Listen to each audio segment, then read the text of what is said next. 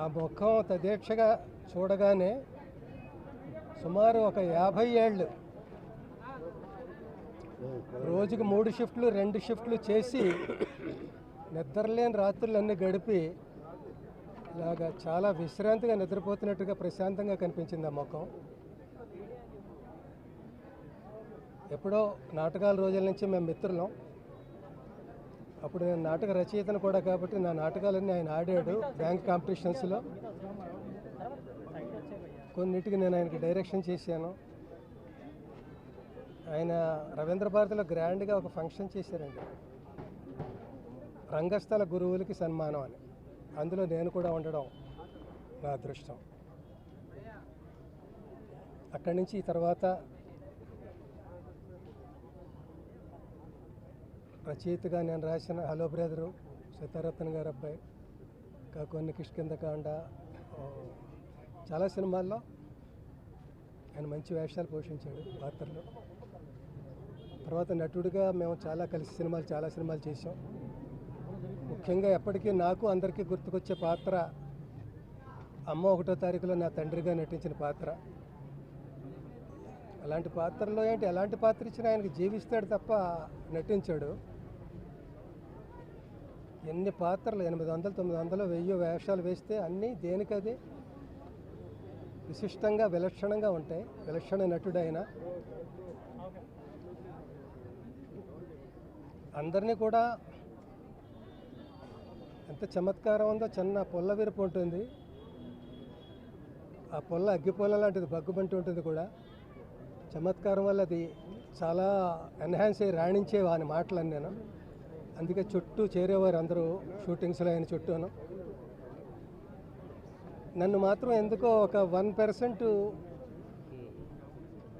ఎక్కువ స్పెషల్గా చూసేవాడు ఆయన.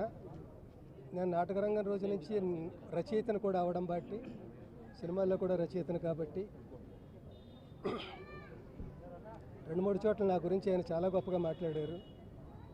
ఒక చోట సినిమా రంగంలో మధ్యతరగతి జీవితాలని కె బాలచంద్ర గారు ఎలా ఆవిష్కరిస్తారో, రంగస్థలంలో ఎల్బి శ్రీరామ్ దానికి ధీటుగా అంత బాగా రచించి ప్రదర్శించి ప్రేక్షకుల మన్ననలు పొందారు అని ఒక చోట అంటే, ఇంకో చోట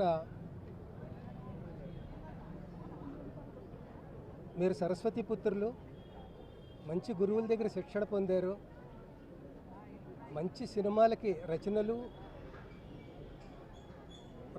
మంచి నాటకాలకి సినిమాలకి రచన చేశారు, సమాజానికి ఎంతో అవసరమైన ఉపయోగకరమైన ఆ పెన్నుని మీ జేబులో పెట్టుకుని మీరే మురిసిపోతే ఎలాగా, ఆ పెన్ను గుండెకి బరువు అనిపించట్లేదా అన్న చోట రాశాడు ఆయన స్టైల్లో. దానికి నేను ఏం చెప్పాలో తెలియక, పెన్ను తీయాలనే నాకు ఉందండి, కానీ తీస్తే జేబుతో పాటు పెన్ను కూడా తేలికైపోతుందేమో అని భయంగా అలా ఉంచేసాను, బరువుగానే ఉంది అని నేను అనేవాడిని. ఇలా చాలా అనుభవాలు. హలో బ్రదర్లో చాలా గొప్ప వేషం. ఆయన స్పెల్లింగ్ మిస్టేక్స్ అన్నీ మల్లికార్జునరావు కరెక్ట్ చేస్తుండేవాడు. కమాన్ మార్చ్ అంటే ఇది మార్చి కాదు ఏప్రిల్ అని, అలాగో అవి స్పెల్లింగ్ మిస్టేక్స్ ఎప్పుడు మానేస్తావరా అని అనేవాడు. చివరికి మల్లికార్జునరావు గారి డెత్ సీన్ ఒకటి ఉంటుంది, అందులో అంటాడు, అరే మళ్ళీ నన్ను ఒంటరి చేసి వెళ్ళిపోయావు కదరా, ఇక నుంచి నా స్పెల్లింగ్ మిస్టేక్స్ ఎవరు కరెక్ట్ చేస్తారా అని ఏడ్చాడు. అలాగే ఇప్పుడు మాలాంటి కామెడియన్లు, క్యారెక్టర్ ఆర్టిస్టులు మేమందరం చాలామంది ఇప్పుడు మా స్పెల్లింగ్ మిస్టేక్స్ అంటే మా తప్పులు ఎవరు కరెక్ట్ చేస్తారు, ధైర్యంగా మాట్లాడగలుగుతారు అన్న గుర్తుకొచ్చింది నాకు అది.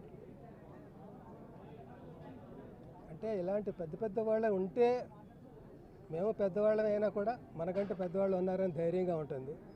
ఒక్కొక్కళ్ళే అలాగా తప్పుకుంటుంటే నెక్స్ట్ టోకెన్ మందే కదా అని భయంగా ఉంటుంది.